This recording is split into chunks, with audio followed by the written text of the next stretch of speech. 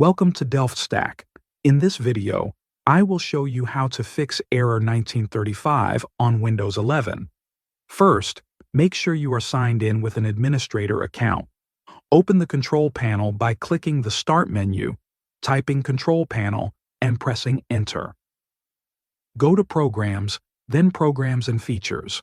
Scroll down and find all entries that start with Microsoft Visual C++. You will likely see multiple versions with different years.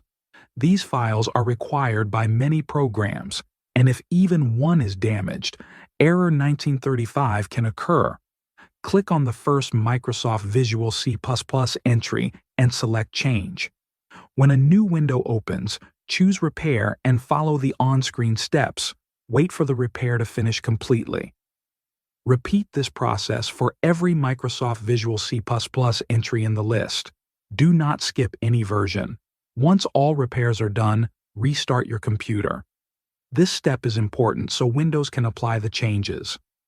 After the restart, open your browser and search for Microsoft Program Install and Uninstall Troubleshooter. Download it from the official Microsoft website.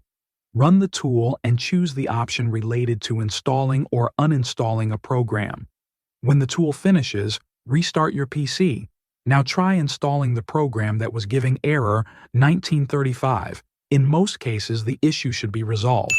Thanks for watching.